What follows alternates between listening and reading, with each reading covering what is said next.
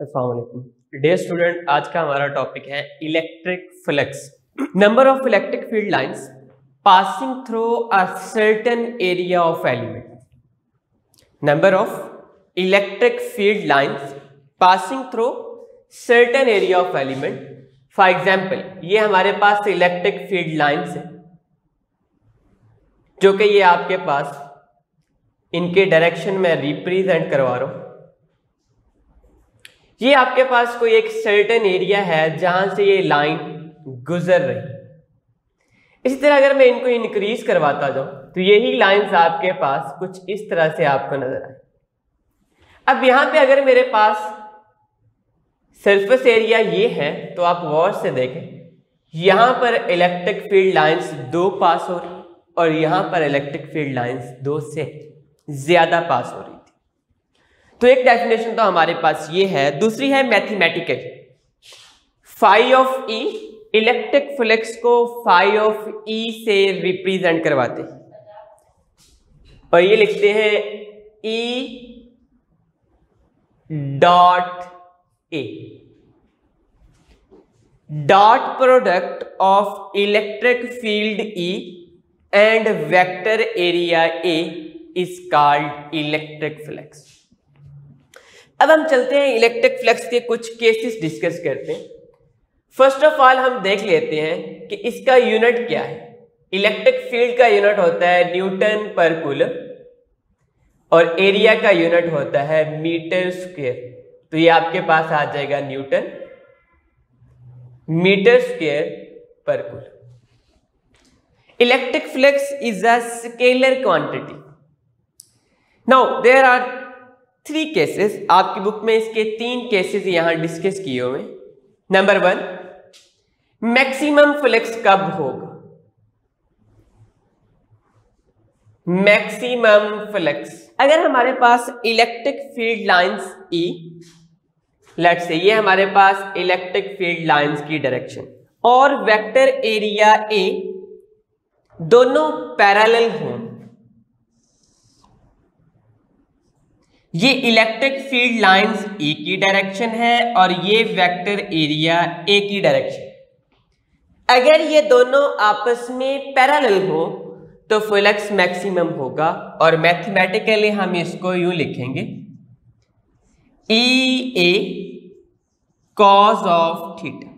याद रहे, जब भी हम डॉट रिमूव करते हैं तो कॉज एंगल अपीयर हो जाता है। क्योंकि E और A दोनों पैरेलल है इसलिए एंगल यहां 0 डिग्री बनेगा, cos 0 डिग्री, और cos 0 आपके पास 1 होता है। तो ये आपके पास फ्लक्स की मैक्सिमम वैल्यू आ गई। सिमिलरली हम इलेक्ट्रिक फ्लक्स की मिनिमम या 0 वैल्यू कैलकुलेट करते हैं। मिनिमम या 0। अगर हमारे पास इलेक्ट्रिक फील्ड लाइंस E और वेक्टर एरिया A दोनों आपस में परपेंडिकुलर हो तो तब आपके पास राइट एंगल बनेगा जिसे हम 90 डिग्री कहते हैं। मैथमेटिकली जब हम इसको सॉल्व करते हैं, phi of E, E dot A cos of theta, angle put करवा दे। कॉस 90 0 होता है, पूरी की पूरी टर्म को 0 करवा देगा। इसे हम मिनिमम या 0 फ्लक्स का नाम देते हैं। अगर आप अपनी बुक में गौर से देखेंगे, ये तो मैंने आपको सिंपल स्टेप से बताया, उसने यहां पर सरफेसेस भी ली हुई। अगर इस पॉइंट पे आप गौर से देखेंगे तो यहां पर उसने एक सरफेस परपेंडिकुलर यहां ड्रा की।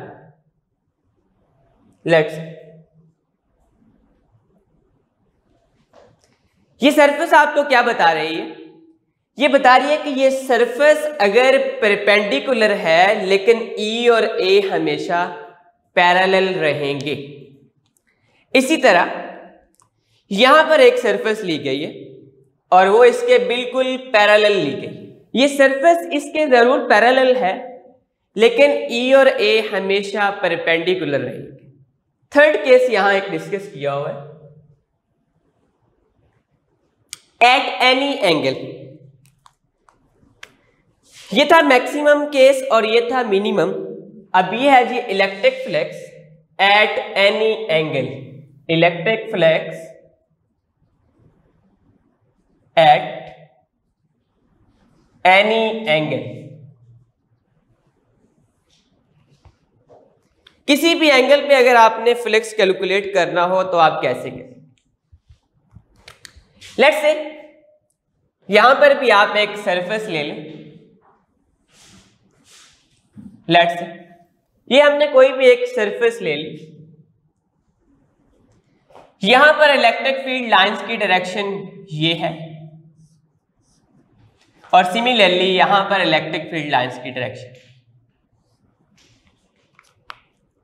यहां पर कोई एक वेक्टर एरिया ए है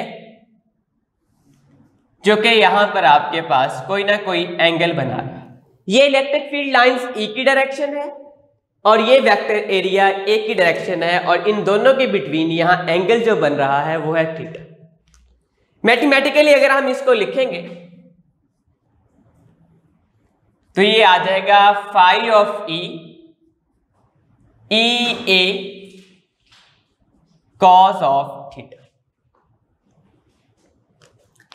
ये तो थे इलेक्ट्रिक फ्लक्स और उसके कुछ केसेस जो हमने डिस्कस किए। अब हम चलते हैं लॉन्ग क्वेश्चन की तरफ। Electric flux through a sphere enclosed a charge. Electric flux through a sphere enclosed a charge. ये हमारे पास लॉन्ग क्वेश्चन।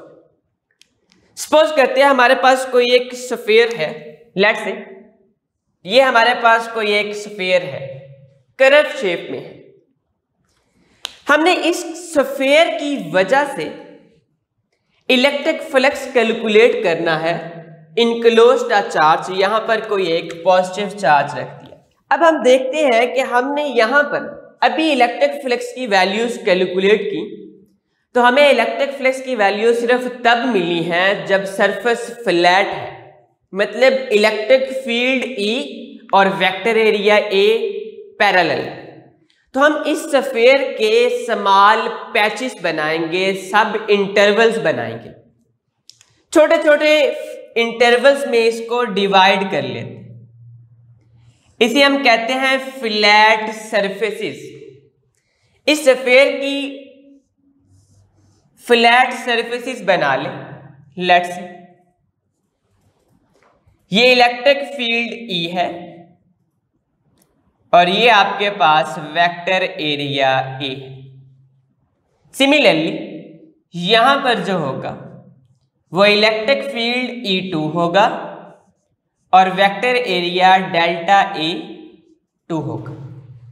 ये प्रोसेस कंटिन्यू रहेगा और यहां पर आपके पास n पैच आ जाएगा। लेट्स यहां पर इलेक्ट्रिक फील्ड की वैल्यू En आएगी और यहां पर एरिया की वैल्यू डेल्टा En आएगी। हर फ्लैट सरफेस के along further electric flux calculate करते हैं। Electric flux due to surface 1, इसको लिखते हैं फाई ऑफ 1। ये आ जाएगा E1 dot delta A1। Dot को जैसे रिमूव करेंगे कोई एंगल आएगा, let's say cos of theta. अब हम चेक करते हैं यहां पर एंगल कितना बनेगा। देखें E और A पैरेलल हैं तो एंगल 0 डिग्री बनेगा। E1 delta A1 cos 0 degree. तो ये आ जाएगा आपके पास E1 delta A1 cos 0 degree 1 होता है। फाई ऑफ 1 की वैल्यू आपके पास आ गई E1 डेल्टा A1। अब हम चलते हैं सरफेस 2 की वजह से इलेक्ट्रिक फ्लक्स कैलकुलेट करते हैं। Phi of 2 E2 dot delta A2, dot को रिमूव करें, सेम सारे प्रोसेस रिपीट करें, तो ये आ जाएगा E2 delta A2 cos of theta. फिर चेक करें E और A के बिटवीन एंगल कितना बन रहा है, तो 0 degree. E2 delta A2 cos 0 degree. मजीद इसको रीअरेंज कर लेते हैं। E2 डेल्टा A2 कॉस 0 1 के बराबर होता है। इसको इक्वेशन 2 का नाम देते हैं। ये प्रोसेस कंटिन्यू रहेगा। इसी तरह हमारे पास जो n सरफेस का फ्लक्स आएगा वो आएगा En delta An। Let's say इसको n इक्वेशन का नाम देते, और जो हमने φ1 कैलकुलेट किया है इसको फर्स्ट इक्वेशन का। हमने जो स्फीयर के ऊपर फ्लैट सरफेसेस ली थी, हमने हर सरफेस के अलोंग फ्लक्स की वैल्यू कैलकुलेट की है। हमें इस स्फीयर के ऊपर टोटल फ्लक्स कैलकुलेट करना है, सबका सम करवा दें। तो सम करें, नेट फ्लक्स निकालें। Phi of E must be equal to phi of 1 plus phi of 2 plus phi of 3 up to so on plus phi of n। इस स्फीयर के ऊपर जो सब इंटरवल्स लिए थे, जो फ्लैट सरफेसेस ली थी, हर एक के लॉन्ग हमने फ्लक्स कैलकुलेट किया। अब नेट फ्लक्स कैलकुलेट करते, वैल्यूज पुट अप करवा दें। तो φ1 की वैल्यू आ जाएगी E1 डेल्टा A1, ये लिखी हुई है, plus E2 delta A2 plus up to so on En delta An। हमारे पास ये तमाम की तमाम सरफेसेस फ्लैट हैं, तो हर सरफेस के अलोंग इलेक्ट्रिक फील्ड E की वैल्यूज बराबर होगी। ताहम हम लिख सकते हैं E1 must be equal to E2 must be equal to En must be equal to, क्योंकि इलेक्ट्रिक फील्ड E की वैल्यू हर पॉइंट के अलोंग सेम। वैल्यूज पुट करवाएं, तो नेट फ्लक्स आएगा E delta A1 plus delta A2 plus up to so on delta An। E क्योंकि हर जगह मौजूद है इसलिए मैंने कॉमन ले ली। अब ये वाली जो वैल्यूज हैं, ये है स्फीयर का एरिया, और ये किसके बराबर होता है 4 पाई r स्क्वायर।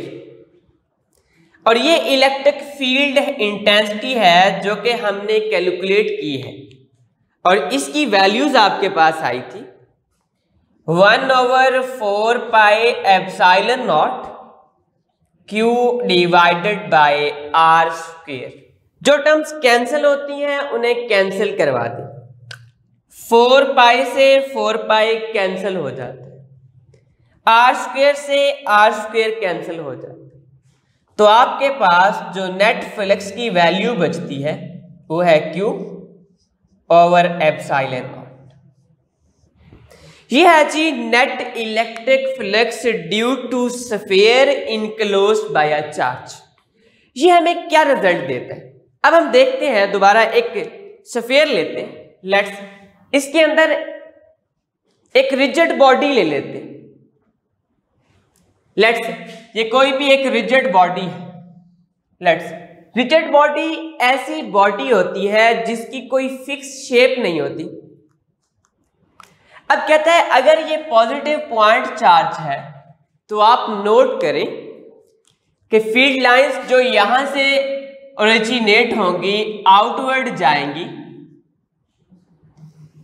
जितनी भी फील्ड लाइंस यहां से बाहर निकलेंगी, आप नोट कर लें जितनी फील्ड लाइंस इस स्फीयर से गुजर रही हैं उतनी ही फील्ड लाइन ये आपके पास रिजिड बॉडी से पास होती है। ताहम हम कह सकते हैं कि ये जो इलेक्ट्रिक फ्लक्स है ये ज्योमेट्री या शेप के ऊपर डिपेंड नहीं करता, तो ये डिपेंड किस पर करता है? Surface enclosed by a charge. Thanks, अल्लाह हाफिज़।